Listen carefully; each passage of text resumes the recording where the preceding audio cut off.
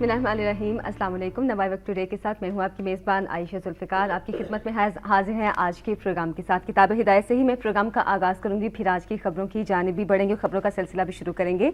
अल्लाह के नाम से जो बेइंतहा मेहरबान रहम फरमाने वाला है। रहमान ने अपने हबीब को सिखाया है कुरान, पैदा फरमाया इंसान कामिल को, नेज़ उसे कुरान का बयान सिखाया। सूरज और चाँद हिसाब के पाबंद हैं और आसमान के तारे और ज़मीन के दरख्त उसी को सजदा करना है, और आसमान उसी ने बुलंद किया और मेज़ान अदल कायम की ताकि तुम तोलने में ज़्यादती ना करो। मेरे साथ स्टूडियो में मौजूद है डिप्टी एडिटर नवाई वक्त, सीनियर सहाफ़ी और तज्ज़ियाकार सईद आसिफ साहब। अस्सलाम वालेकुम सईद साहब, कैसे हैं सर आप? अल्लाह की करम। सर आज तो काफ़ी गर्मा गर्म खबरें जी हैं। बिल्कुल बिल्कुल, और कल का दिन भी खैर ऐसा ही था, अल्लाह खैर लेकिन करे। वैसे जिस अंदाज में ये यानी कि सियासत पलटा खा रही है हमारे मुल्क में, अल्लाह खैर करे। मुल्क की सलामती के हवाले से भी बिल्कुल। और सिस्टम की सलामती के हवाले से भी कोई अच्छी खबरें नजर नहीं आ रही। यानी कि जो इस वक्त सूरत हाल पैदा होती जा रही है, जो ये खबरें आना शुरू हो गई हैं, उससे हम ये कह सकते हैं कि मुल्क की सलामती के लिए अल्लाह ताला वाकई खैर जी करे। बिल्कुल बिल्कुल। पहली खबर में शामिल करती हूँ, जैसे कि हमने बात की थी गर्मा गर्म खबरें आज, तो पहली में गर्मा गर्म खबरें शामिल कर रही थी, सईद साहब का तज्जिया भी लेंगे। मेमो केस, सदर और आर्मी चीफ से 15 रोज़ में जवाब तलब। हुसैन हक्कानी के बैरून मुल्क जाने पर पाबंदी, सुप्रीम कोर्ट ने तारिक खोसा की सरबराही में तहकीकाती कमीशन बना दिया।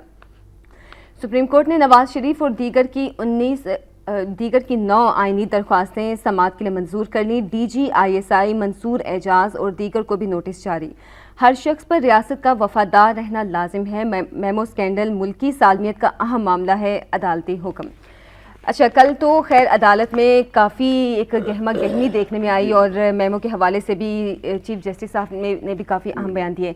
एक चीज़ जो मैं इसमें एक शामिल करना चाहूँगी कि मियां नवाज शरीफ साहब ने जो कहा है कि सफ़ीर किसी की डिक्टेशन के बगैर जो है इतना बड़ा कदम नहीं उठा सकता, इसके पीछे कोई बहुत बड़ी शख्सियत मौजूद है।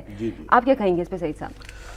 देखिए जी, अब जिस तरह यानी कि इस केस के हवाले से पीपल्स पार्टी के अकाबरीन ने कल तूफ़ान बर्पा करने की कोशिश की, बिल्कुल। उसमें जो एतराज़ात उन्होंने उठाए वो सारे बेबुनियाद एतराज़ात हैं। अब देखिए ना, यानी कि अगर ये सारे मामलात हुकूमत की सतह पे एमिकेबली सेटल कर लिए जाते, ये मेमो का इशू जो है ये कोई मामूली मामला तो नहीं था। ये ज़ाहिर मुल्क की सलामती और मुसल्लह अफवाज के हवाले से जिस तरह उनको मेलाइन करके उनको डिग्रेड करने की कोशिश इस मेमो के ज़रिए कोशिश की जा रही थी, तो उसमें अगर कुछ शख्सियात के नाम सामने आए थे तो इंसाफ का यही तकाजा है कि उसकी इम्पार्शल इंक्वायरी करवा के जो मामला है, जो सूरत हाल है वो सामने आ जाए, दूध का दूध पानी का पानी हो जाए। और ये हुकूमत के अपने फ़ायदे में था। लेकिन देखिए ना, अब इन्होंने यानी कि हुसैन हक्कानी को बुला लिया, अच्छा किया, वो भी प्रेशर पे बुलवाया जब ज़्यादा प्रेशर पड़ा तो बहरहाल जब हुसैन हक्कानी पाकिस्तान आ गए और ये बात साबित हो गई, और ये साबित ज़ाहिर है ये साबित इस तरह हुई कि एक दबाव था अस्करी क़यादतों का इस मेमो के हवाले से, क्योंकि ज़ाहिर एक सारा मलबा मुसल्लह अफवाज पे डालने की एक साजिश थी, तो इस पे सफाई जो है वो ज़रूरी थी, वजाहत ज़रूरी थी, जिसके लिए पेशरफ्त खुद मुसल्लह अफवाज ने की। और ये जनरल पाशा साहब गए वहाँ अमेरिका, और ये जो इसका बुनियादी किरदार है वो क्या नाम है उसका, सहाफ़ी मंसूर एजाज, उनसे मुलाकात की, कुछ 4 घंटे मुलाकात हुई। वो सारे जितने डॉक्यूमेंट्री प्रूफ भी थे, वो ब्लैकबेरी के जो मैसेजेस थे, ब्लैकबेरी कंपनी से भी इन्होंने मालूमात ले ली। तो उसके बाद कोई शक व शुबा की गुंजाइश नहीं थी कि मामला है, पीछे हुआ ज़रूर है। अब इसमें सिर्फ यानी कि खोज लगाने वाली ये बात तो हो गई, काम तो हो गया। खोज लगाने वाली सिर्फ ये बात थी कि पीछे जो इल्ज़ाम लग रहा है, अगर ऐवान सदर तक कड़ियाँ मिल रही हैं तो क्या वाकई ये कड़ियाँ दुरुस्त हैं या नहीं। अब इसकी अगर तहकीकात कर लेते तो इनके अपने फ़ायदे में था। बिल्कुल। लेकिन इन्होंने अपने आप को खुद क्लियर कह रहे हैं। हाँ, मैं बात आगे बढ़ाना चाहता हूँ। तो इसमें इन्होंने क्या किया, यानी कि तकाजा तो यही था ना कि जुडिशल कमीशन खुद अपॉइंट कर दी थी हुकूमत। ये ठीक है, जुडिशल कमीशन का एक रूल्स है जिसके तहत सदर साहब को अगर फेडरल लेवल पे बनाना हो सुप्रीम कोर्ट की सतह पे, तो सदर साहब ने अपॉइंट करना होता है जुडिशल कमीशन को।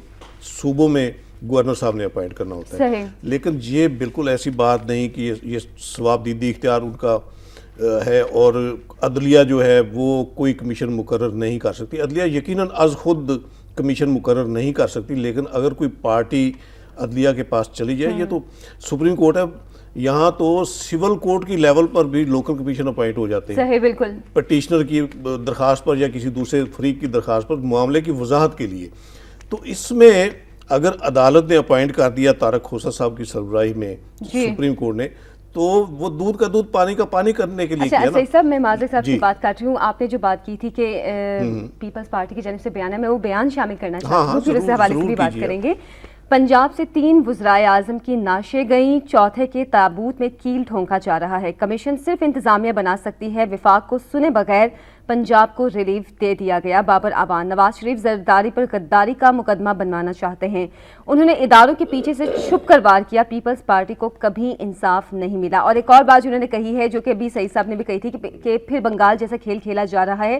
طارق کھوسہ کیا انصاف کریں گے؟ زرداری غازی ہیں یا شہید؟ بھگوڑا نہیں. Press conference. ہاں دیکھیے، میں نے یہ ساری پریس کانفرنس یعنی کہ خود مشاہدہ کی میں نے. تو جو ایٹیچیوڈ، جو ٹون، جو لہجہ، جو باڈی لینگویج ان کا تھا بابر اعوان صاحب کا، ٹانٹنگ ایٹیٹیوڈ، اور یعنی کہ وہ کہتے ہیں نا کہ یعنی کہ سنانا بیٹی کو اور کہنا بہو کو. بات اصل یہی تھی، یعنی کہ پن پوائنٹ کر رہے تھے مسلم لیگ نون کو، نواز شریف صاحب کو، اور پیچھے تنقید کا نشانہ بنا رہے تھے عدلیہ کو، سپریم عدلیہ کو بھی. بالکل. ٹھیک ہے، اور یعنی ڈائریکٹ ایک قسم کا تھا وہ، کوئی ایسی لگی لپٹی والی بات نہیں تھی. تو اس میں دیکھیے اب بابر اعوان صاحب نے جو مین اعتراض تو یہی کیا نا کہ ہمیں سنا نہیں گیا. اب جو اٹارنی جنرل، حالانکہ پچھلے دنوں جو کیس ہے اس میں بابر اعوان صاحب کو سنا گیا تھا. میں بابر اعوان صاحب بھی سنے بھی جائیں گے اب اگلے مراحل میں، لیکن میں یہ کہتا ہوں کہ جب انیشیل سٹیج پہ کل جو پروسیڈنگ ہوئی، کیا اٹارنی جنرل صاحب موجود ہی تھے وہاں؟ کیا ان کو سنا نہیں گیا؟ بالکل. وہ کس کے نمائندے ہیں؟ اگر اٹارنی جنرل پرائیویٹ کیپیسٹی میں وہاں پیش ہو رہے تھے تو الگ بات ہے. اگر وہ وفاق کے نمائندے کی حیثیت سے وہاں پیش ہو رہے تھے اور وفاق کی انہوں نے وکالت کی وہاں، تو پھر کیسے نہیں سنا گیا؟ ان کو سن کر ہی تو سارے آرڈر جاری ہوئے. تو آپ یہ کیسے، یہ تو اعتراض ہی آپ کا بے بنیاد بن جاتا ہے اس طرح. اس کے علاوہ اب انہوں نے وہ کمیشن کی اپوائنٹمنٹ پہ انہوں نے اعتراض کیا کہ یہ تو اختیار ہی ایگزیکٹو اتھارٹی کا ہے. بڑی رونت کے ساتھ انہوں نے کہا کہ کوئی اور طاقت، کسی اور کو کوئی اختیار نہیں ہے. تو میرے بھائی، آپ وکالت کرتے ہیں لیکن دوسرے بھی تو آخر وکیل ہیں. عدلیہ کے بینچوں پر جو بیٹھے انہوں نے بھی آئین کا مطالعہ بھی کیا ہوا ہے. وہ آئین کی تشریح کرنے والا ادارہ بھی یہی مجاز اتھارٹی سپریم کورٹ ہی ہے نا. انہیں بہتر پتہ ہے کہ آئین کی کون سی شق کی تشریح کیا ہے، کہاں منطبق ہوتی ہے، کس پہ لاگو ہوتی ہے. اور میرا خیال ہے عدلیہ نے اگر یہ جو کمیشن اپوائنٹ کیا، یہ صرف اس وجہ سے کیا کہ حکومت نے لہت و لال سے کام لیا.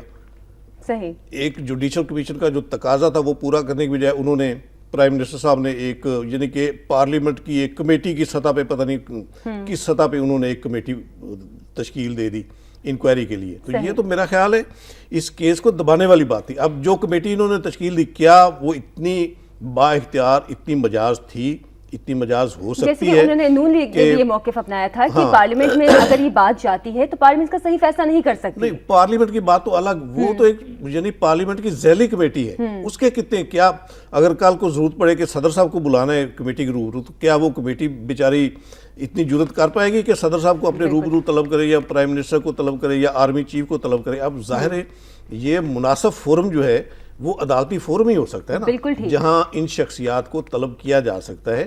اور مثالیں موجود ہیں. ماضی میں نواز شریف صاحب بطور پرائم منسٹر پیش ہوئے تھے، طلب کیا تھا سپریم کورٹ نے. بے شک اس کے بارے میں بھی بڑی کہانیاں، بڑی داستانیں بنائیں گے. اور کل انہوں نے، بابر اعوان صاحب نے بھی بہت ٹانٹنگ ایٹیٹیوڈ اختیار کر کے اس کو تضحیک کا نشانہ بنایا. لیکن آپ دیکھیں نا، اگر آئین اور قانون جو ہے وہ تو سب کے لیے مساوی ہے نا. بالکل ٹھیک. اس میں کوئی امتیاز نہیں، کون کس منصب پر ہے، کون چھوٹے سے چھوٹا آدمی ہے. اس کا اطلاق سب پہ ہونا ہے. بہرحال یہ کیس تو عدالت میں چلا گیا اور اس پہ آگے کیا پیش رفت ہوگی ہم بھی اس کے منتظر ہیں کہ آگے اس پہ کیا چلتا ہے. اگلی خبر میں شامل کرنا چاہوں گی سعید صاحب. اگلی خبر کے حوالے سے بات کرتے ہیں. سرحد پار حملے کا منہ توڑ جواب دیں, ہائی کمان سے اجازت کی ضرورت نہیں.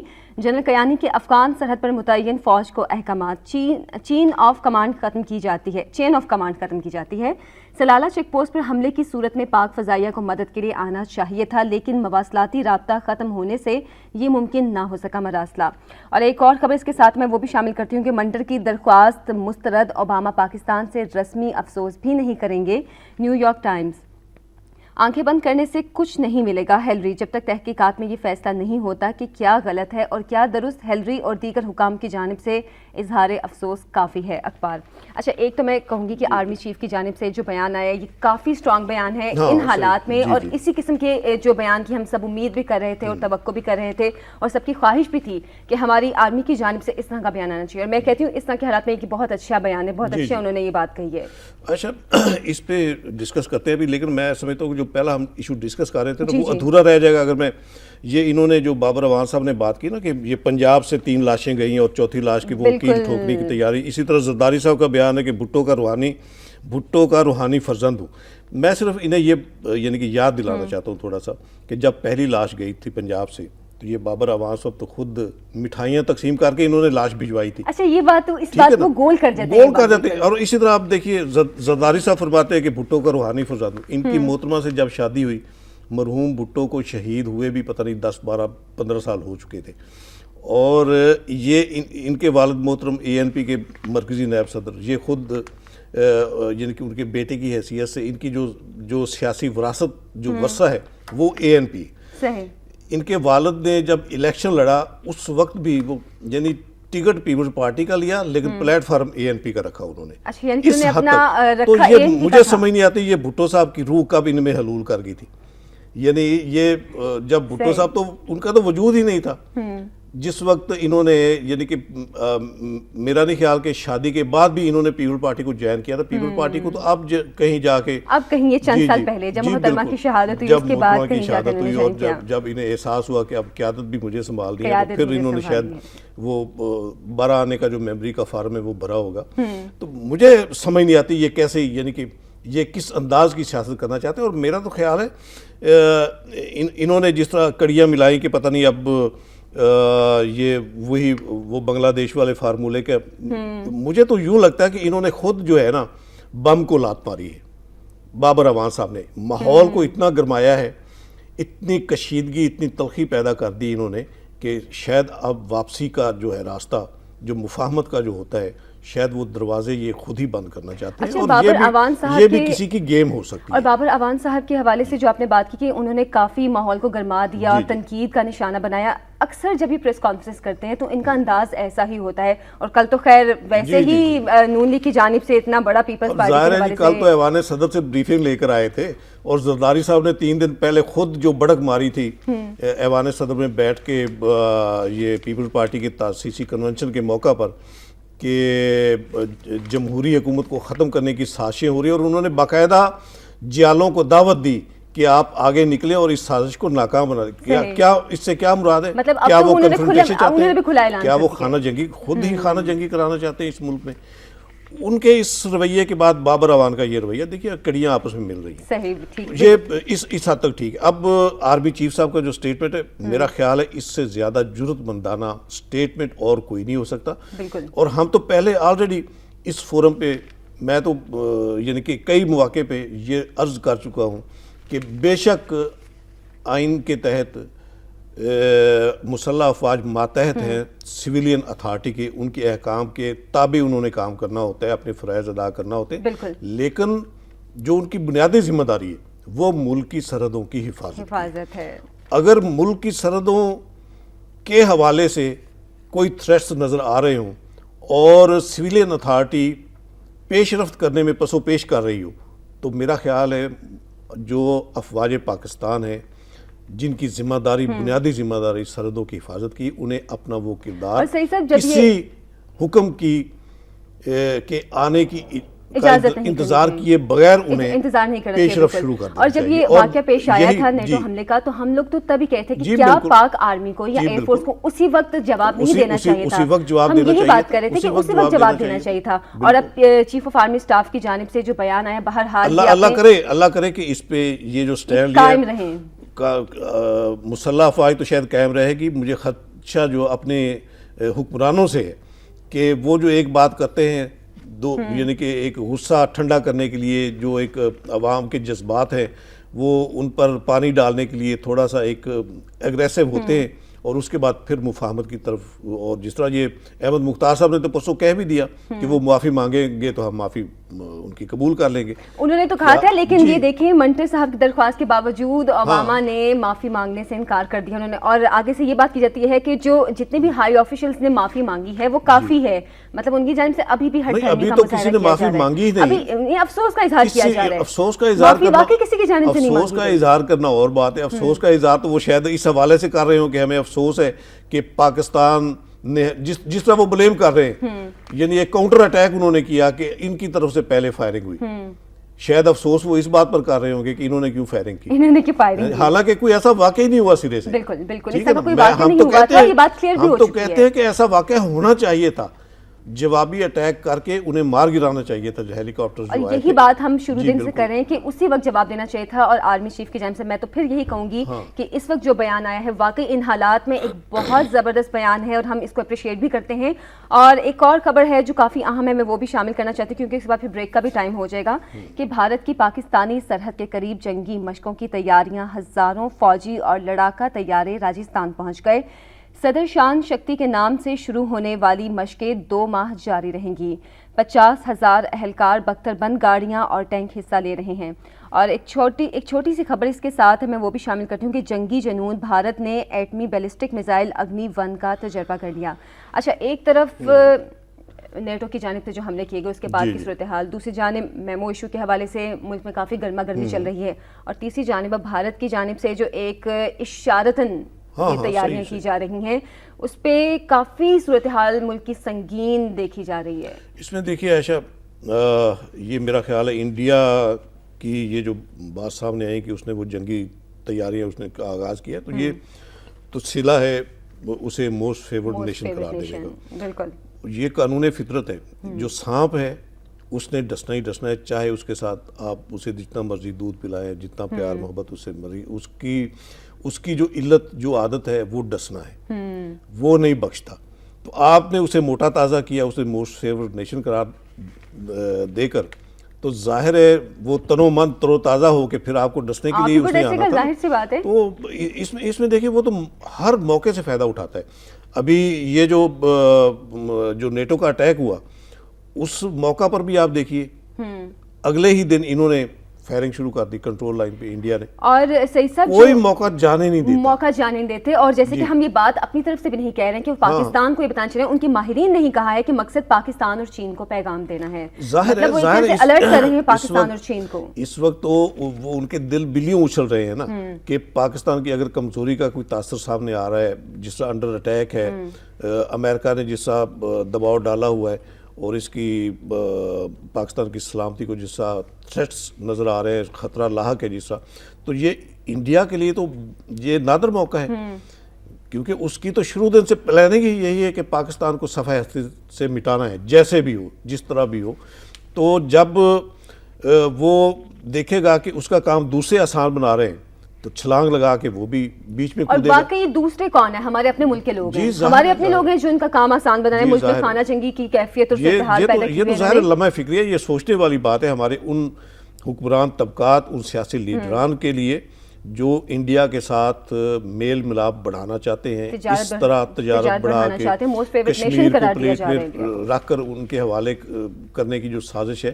تو اس کے بعد ظاہر ہے ہماری اللہ خیر کرے, جو جس طرح شروع میں ہم نے کہا کہ اس وقت جو حالات بن رہے ہیں ملک کی سلامتی کے حوالے سے وہ اچھی خبریں نہیں ہیں. بالکل ٹھیک ہے, اور یہ اس ملک کا اپنے اس سال کا اختتام ہو رہا ہے, اللہ کرے کہ آنے والا سال جو ہے وہ ہمارے لیے کوئی اچھی خبریں لے کر آئیں۔ اور پچھلے چند سال سے تو ہم ہر سال یہ دعا کرتے ہیں کہ اللہ تعالیٰ آنے والا سال جو ہے پاکستان کے لیے اچھا ہو، لیکن وہی سال جو ہوتا ہے پاکستان کے لیے کافی بھاری ہوتا ہے۔ بہرحال ہماری تو دعا ہے اللہ تعالیٰ پاکستان کو ہمیشہ سلامت بھی رکھے۔ ایک مختصر سی بریک کا ٹائم ہے، بریک سے واپس آئیں گے، آپ کی کالز کو پروگرام میں شامل کریں گے ہمارے ساتھ رہیے۔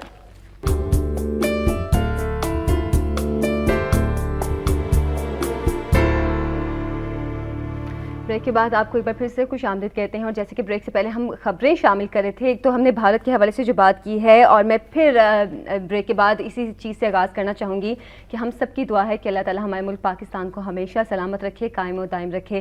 کالرز کو پروگرام میں شامل کریں گے، نمبر میں آپ کو بتا دیتی ہوں 36312169۔ کالر ہمارے ساتھ لائن پہ موجود بھی ہیں۔ السلام علیکم۔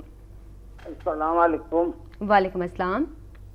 میں عبدالرشید غوری کراچی سے بول رہا ہوں۔ جی جی، کیا کہنا چاہیں گے؟ میں یہ عرض کرنا چاہ رہا ہوں، یہ جو نیٹو نے جو کارروائی کی ہے، ہمارے فوجی جوانوں کو شہید کیا ہے، جی اس کے بارے میں حکومت نے بہت سے اقدامات تو کچھ اٹھائے ہیں جو عوام کی امیدیں وابستہ کی اس کے حساب سے، لیکن میں یہ عرض کرنا چاہتا ہوں کہ سب سے بہترین جو ہے امریکہ کے لیے حکومت کو چاہیے کہ یہ بھی ایک کام کرے کہ تمام ہمارے مسلح افواج جو سرحدوں کے اوپر دہشت گردی اور انتہا پسندوں کے خلاف جو آپریشن کر رہی ہے وہ آپریشن بند کروا دیں، اور جب وہ بند ہو جائے گا تو انشاءاللہ وہی ہمارے وہ جو دہشت گرد اور امریکہ کہہ رہے ہیں یہی جو ہے افغانستان کے اندر رہی باقی جو فوج ہے امریکہ کی اس کا خود خاتمہ کر دیں گے، اور امریکہ بالکل نروس ہو کر رہ جائے گا، وہ اپنے آپ کو کیا سمجھتا ہے۔ بہت شکریہ عبدالغنی صاحب نے ہمیں کال کیا۔ ہمارے نیکسٹ کالر بھی ہیں۔ السلام علیکم۔ وعلیکم السلام جی، عبدالرزاق بول رہا ہوں لاہور سے۔ جی عبدالرزاق صاحب، کیا کہنا چاہیں گے؟ آصف صاحب کی خدمت میں یہ 2-3 شعر ہیں۔ جی یہ جو ٹولہ ہے جابر اوان صاحب اور یہ دوسرے، تیرا کھاتے تھے مگر تیرے وفادار نہ تھے، کس گڑی غیر کے یہ حاشیہ بردار نہ تھے، تیرے بدخواہوں سے یہ برسرے بیکار نہ تھے، کس طرح معلوم یہ ملک کے غردار نہ تھے، ان کی غرداری پہ غردار بھی شرما جائیں، اس مسلمانی پہ کفار بھی شرما جائیں۔ آصف صاحب سے میرا سوال ہے کہ یہ پاکستان اس طرح ختم کرنے کی کوشش کر رہے ہیں جیسے کسی کو سلو پوائزن دیا جا رہا ہے تاکہ اس قوم کو محسوس بھی نہ ہو۔ صحیح، بہت شکریہ عبدالرزاق صاحب۔ یہ سوال تو نہیں، انہوں نے تو سوال کی بجائے جواب خود ہی دے دیے۔ بالکل، جو یعنی کہ اشعار میں بھی اور ویسے بھی جن جذبات کا انہوں نے اظہار کیا، ظاہر ہے یہی ایک فکر مندی ہے پوری قوم میں کہ ہمارے قائدین جو ہیں، قوم کے قائدین جو دعوے دار ہیں ملک کے اور عوام کی خدمت کے، وہ ملک اور عوام کے ساتھ کر کے آ رہے ہیں۔ بالکل، ملک کو، عوام کو دھکیل رہے ہیں قبرستان کی طرف زندہ درگور کر کے، اور ملک کی سلامتی کو جس طرح خطرات انہوں نے لاحق کیے ہیں وہ ملک کو کمزور کرنے، اور اس حوالے سے ملک دشمن جو ایجنڈا ہے ہمارے دشمنوں کا، اس کی تکمیل کے لیے مطلب وہ ایک راستے پیش آسان رفت ہے۔ کریں، جی، راستے بالکل۔ آسان کریں ان کے لیے۔ ابھی دیکھیے انہوں نے یہ کراچی کے جو صاحب ہیں انہوں نے ایک اچھا ایک پوائنٹ ریز کیا ہے یہ نیٹو حملے کے حوالے سے کہ اب ہماری اسٹریٹجی کیا ہونی چاہیے۔ ہم تو یہی تو ہم یہاں اظہار کرتے رہے اب تک۔ سعید صاحب، انہوں نے جو بات کی میں اس پہ یہ بات کہنا چاہوں گی کہ لوگوں کے ذہن میں شاید یہ بات ہے کہ اگر ہماری جو فورسز سرحدوں پہ لڑ رہی ہیں نیٹو کی یا امریکہ کی لڑائی لڑ رہی ہیں، ان کے حوالے سے کہ اگر وہ اس لڑائی کو چھوڑ دیں تو جن شدت پسندوں کو یہ لوگ کہتے ہیں کہ شدت پسند ہیں، وہ شدت پسند خود امریکہ کے خلاف لڑنا شروع کر دیں گے، پاکستان کا ساتھ دیں گے۔ میں یہی عرض کرنا چاہتا ہوں اس وقت کہ اب یہ تصور کرنا کہ امریکہ ہمارا اتحادی ہے اور وہ ہمارا ساتھ دے رہا ہے، یہ جو جنگ اس نے، یہ جنگ بھی اس کی اپنی ہی لائی ہوئی یہاں پر یہ دہشت گردی کا کے خاتمے کا جو نام دیا، تو یہ اس کے اپنے مفادات کی جنگ ہے۔ اس میں اب اس نے ہمارے سابقہ جو جرنیلی امن مشرف صاحب ہے اس کو تھریٹن کر کے، ٹیلی فون کال کر کے اور پتھر کے زمانے کی طرف لے جانے کی دھمکی دے کے انہیں آمادہ کیا اس جنگ میں فرنٹ لائن اتحادی کا کردار ادا کرنے کے لیے۔ لیکن بہت افسوس کی بات ہے کہ وہ جرنیلی عامر تو اپنی جگہ ان کی اپنی پالیسیاں تھیں، لیکن سلطانیہ جمہور نے کیا کیا، اس نے تو اس کام کو مزید آگے بڑھایا، مطلب انہی کے نقشے قدم پہ مزید چل رہے تابعداری ہیں، کی، تبدیلی نہیں آئی، تبدیلی کیا، توسیع کی اس یعنی کہ ان عزائم میں۔ تو اب اگر ہم نے ملک کی سالمیت کی پاسداری کرنی ہے، سرحدوں کی حفاظت کرنی ہے، تو پہلا سٹیپ یہی ہونا چاہیے کہ جو ہماری افواج جو سیکیورٹی فورسز ہماری اپنے ہی شہریوں کے خلاف اپنے ہی ملک پہ اپنی ہی سرزمین پر برسر پیکار ہے، انہیں فوری طور پہ اس کام سے ہٹا کے ملک کی سرحدوں پر جہاں جہاں خطرہ ہے بیرون جارحیت کا، وہاں تعینات کیا جائے۔ بالکل ٹھیک، یہی اس وقت بنیادی ضرورت ہے، اور اس کے بغیر کوئی چارہ کار بھی نہیں۔ اگر ہم اور نے نیٹو کے اس حملے کے بعد اگر ہم یہ سمجھتے ہیں کہ امریکہ ہمارا دوست ہے یا ہم امریکہ کے فرنٹ لائن اتحادی ہیں، تو اس سے بڑی بے وقوفی شاید کوئی نہیں ہوگی۔ ہمارے ساتھ کالر بھی ہیں لائن پہ، ان سے بات کر لیتے ہیں۔ السلام علیکم۔ وعلیکم وعلیکم السلام۔ میرا تو خیال یہ ہے کہ جو کچھ آج صورتحال ہم دیکھ رہے ہیں کہ شاید پلان 9/11 ہی کو تھا جو آج ہمیں دیکھنا پڑ رہا ہے۔ آہستہ آہستہ معاملہ ٹلتے رہے، جو ہوتا رہا ہے وہ بہرحال مجھے نہیں سمجھ میں آتا کہ یہ چیزیں چلیں گی۔ اب صرف میرا خیال تو یہ ہے کہ ایک مضبوط جمہوریت ہی ان سب چیزوں کو فیس کر سکتی ہے، لیکن جمہوریت مضبوط اسی وقت ہوگی جب آپ جمہوری حکومتیں لوکل باڈیز الیکشن کرائیں گی۔ جب لوکل باڈیز الیکشن کرائیں گی تو آپ کی جمہوریت اتنی مضبوط ہو جائے گی کہ آپ ہر چیزوں کو فیس کر سکیں گے۔ Thank you very much. بہت شکریہ آپ کا۔ ہمارے ساتھ نیکسٹ کالر بھی ہیں، ان سے بات کر لیتے ہیں۔ السلام علیکم۔ جی السلام علیکم۔ جی وعلیکم السلام۔ جی یہ میرا کون بات کر رہے ہیں، پہلے آپ یہ بتا دیں۔ جی زیگم بات کر رہا ہوں خان کا ٹوکرا سے۔ جی زیگم صاحب کیا کہنا چاہیں گے؟ جی میرا کویشچن یہ آصف صاحب سے کہ یہ جو نواز شریف صاحب گئے ہیں سپریم کورٹ میں، جی یہ ان کا جانا ٹھیک تھا یا نہیں؟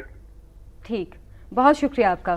آپ میرے خیال سب سے پہلے اسی کا جواب دیتے تھے۔ اب میاں نواز شریف صاحب گئے، وہ تو بطور پرائم منسٹر بھی چلے گئے تھے نا سپریم کورٹ۔ جب انصاف کی عملداری کا تقاضا ہو تو میرے خیال ہے کسی شہری کو پس و پیش سے کام نہیں لینا چاہیے۔ صحیح۔ یہ چونکہ ایک انتہائی قومی اہمیت کا معاملہ تھا، ایک ملبہ ڈالنے کی کوشش کی جا رہی تھی ملک کی مسلح افواج پہ، تو اس میں وضاحت آنا ضروری تھی۔ وضاحت صرف اسی صورت آ سکتی ہے کہ غیر جانبدارانہ انکوائری ہو۔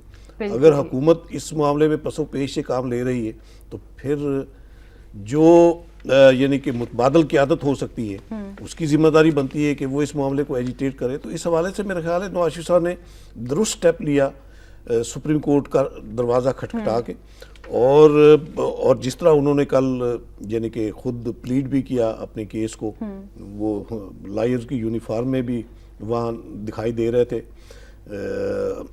تو اس حوالے سے میرا خیال ہے انہیں ہمیں ان کی ستائش اس حوالے سے کرنی چاہیے، مطلب ہمیں ان کی تعریف کرنی چاہیے کہ انہوں نے صحیح سٹیپ اٹھایا ہے۔ جی ایک قانونی معاملہ ہے نا، ایک قانونی پہلو بالکل ملکی سلامتی کا معاملہ ہے، تو اس پہ تو ہم اگر ان کے اس اقدام کو دیکھیں تو انہوں نے صحیح قدم اٹھایا ہے۔ صحیح قدم اٹھایا۔ ٹھیک، بہت شکریہ آپ سب کالرز کا آج کے پروگرام میں کال کرنے کے لیے۔ ابھی بڑھتے ہیں آج کے کالم کی جانب۔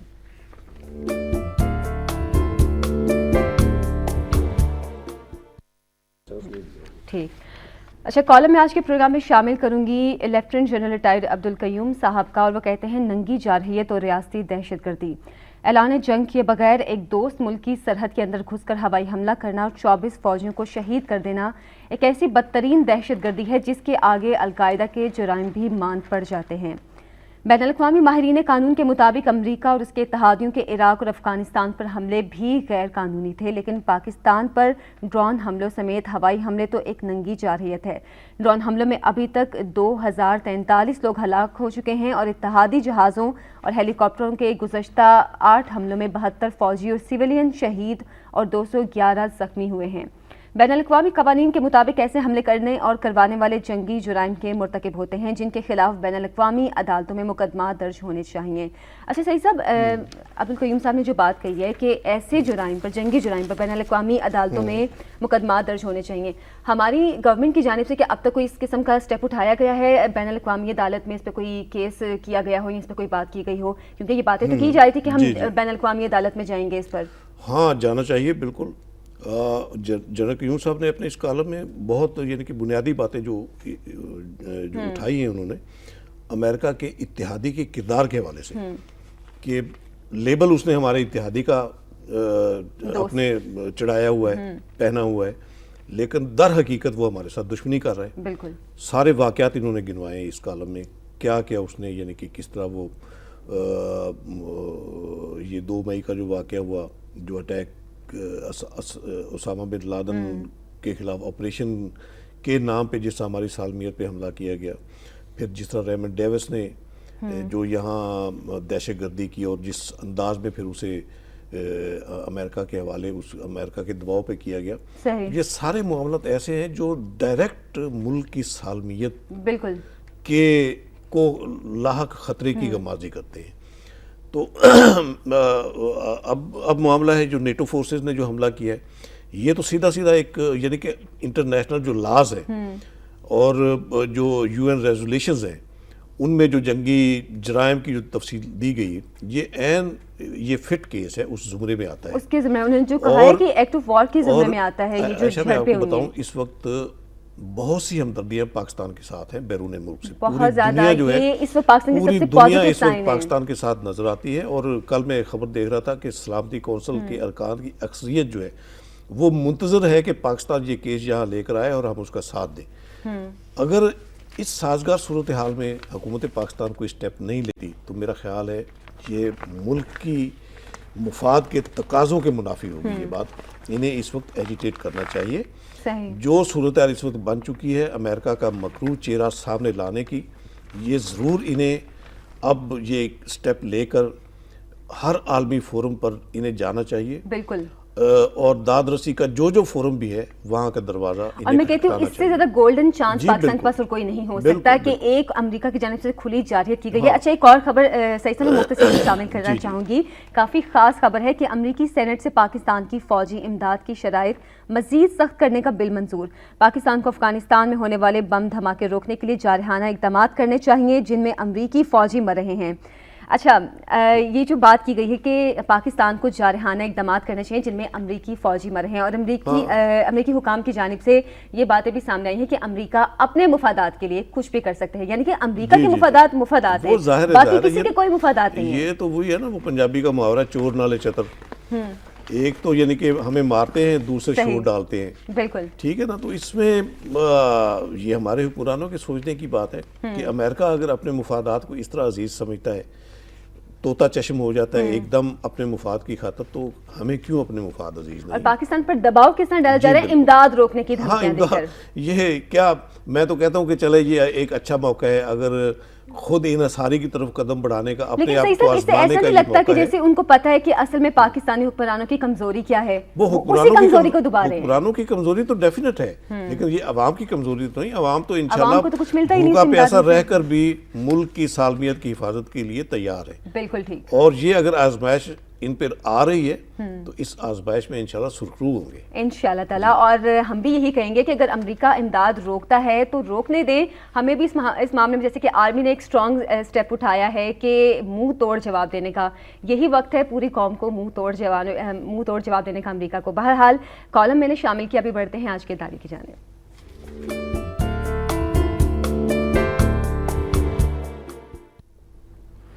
اچھا کالم میں جو بات کی تھی اداریہ بھی اسی حوالے سے ہی ہے کہ نیٹو کی پاک فوج پر پھر گولہ باری اور روس کی نیٹو سپلائی بند کرنے کی دھمکی.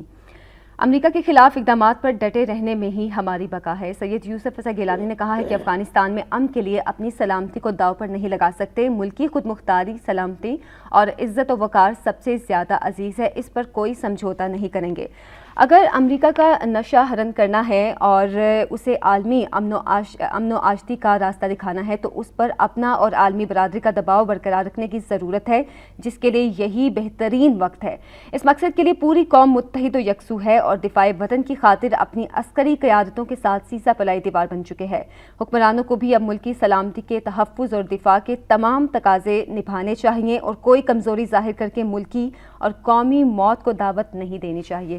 اچھا سعید صاحب جو ہم بات کر رہے تھے کہ یہی صحیح وقت ہے کہ امریکہ کو صحیح جواب دیا جائے جیسے کہ آپ نے بات کی تھی کہ عالمی برادری کی جو ہمدردیاں ہیں اس وقت پاکستان کے ساتھ ہیں اور اس ہمدردی کا پورا فائدہ بھی اٹھانا چاہیے. چائنا نے کھل کے ساتھ دینے کا اعلان کیا. رشیا نے کھل کے ساتھ دینے کا بلکہ رشیا نے تو یہ تک اب یعنی موقع سے فائدہ اٹھایا. وہ ظاہر پہلے ہی اس کے دل میں غصہ تھا یہ جو میزائل سسٹم اس نے نصب کیا ہوا تھا وہ تو اس سے ظاہر رشیا کی سلامتی کو کچھ تھریٹس نظر آ رہے تھے تو اس نے موقع سے فائدہ اٹھا کے امریکہ کو باور کرا دیا کہ ہم بھی آپ کی سپلائی جو ہے نا روک سکتے ہیں. اب دیکھیے امریکہ یہ اس سے زیادہ جو ہے نا بہترین موقع کوئی نہیں ہو سکتا. ادھر پاکستان کی سپلائی لائن رکی اس کے بعد متبادل جو سپلائی لائن ہے وہ سینٹرل ایشیا سے ہو کر افغانستان میں جو آنی ہے وہ وہی ہے جو روس نے جسے روکنے کی دھمکی دی. اگر یہ دونوں لائنیں رک جائیں سپلائی کی تو آپ اندازہ لگائیں کہ کس قسم پرسی کی موت مریں گے. اس کے علاوہ کوئی اور راستہ ہے؟ اور یہ ہونا چاہیے, میں تو کہتا ہوں کہ یہ ہونا چاہیے, انہیں سبق سکھایا جانا چاہیے, بھوکا پیاسا مار کے انہیں تڑپا کے یہاں اسی دھرتی کو ان کا قبرستان بنا دیں. اور اس کے علاوہ کوئی اور راستہ ہے سپلائی لائن کا؟ جی, اس کے علاوہ کوئی اور راستہ ہے سپلائی لائن کا؟ اور باقی تو سارے پہاڑ ہیں, باقی سارے پہاڑوں سے گزر کے نہیں آ سکتے, یہ یا پاکستان سے جائیں گے یا وہ سینٹرل ایشیا سے یہ جا سکتے ہیں, اس کے علاوہ کوئی دوسرا راستہ نہیں. لیکن جو پاکستان سے راستہ ہے وہ ان کی شہرک ہے. شہرک تو ڈیفینیٹ ہے, اسی لیے تو آپ یہ کہ دھمکیاں بھی دیتے ہیں, منت سماجت بھی کرتے ہیں, معافیاں الٹیمیٹلی یہ رسماً معافی مانگ بھی لیں گے جب ان کے سر پہ پڑے گی, جب کوئی اور رستہ نظر نہیں آئے گا. تو میرا خیال ہے اب فرم سٹینڈ جو لیا ہے اس پہ ہمیں ڈٹے رہنا چاہیے, اور یہی ہماری بقا ہے. اسی میں اگر ہم نے علاقائی اور عالمی امن کو محفوظ کرنا ہے تو اس سٹینڈ کو برقرار رکھ کے ہم بہت ایک پوری دنیا کو ایک اچھا میسج دے سکتے ہیں. بالکل, اور اس وجہ سے پیپلز پارٹی کے لیے خاص طور پہ کہ امتحان کا وقت بھی ہے کہ اگر پیپلز پارٹی اس امتحان میں سے پاس ہو کے گزر جاتی ہے تو شاید جو آگے کسی امتحان میں تو پاس ہو. دعا ہے ہماری سعید صاحب, ہماری بھی دعا ہے کہ پیپلز پارٹی اس امتحان میں کم سے کم ضرور کامیاب ہو جائے, تو اگلے الیکشن کے لیے شاید ان کے لیے ایک پازیٹیو چیز ہوگی, کیونکہ اس میں پاکستان کی سلامتی اور خود مختاری کا معاملہ ہے. بہرحال سعید صاحب بہت شکریہ آج آپ کے پروگرام میں تشریف لے کر آئے, اور آپ سے کالرز کا بھی میں پھر سے شکریہ ادا کرنا چاہوں گی پروگرام میں کال کرنے کے لیے. مجھے دیجیے اجازت آج کے پروگرام سے, کل پھر حاضر ہوں گے نئے پروگرام کے ساتھ. کل تک کے لیے اللہ حافظ.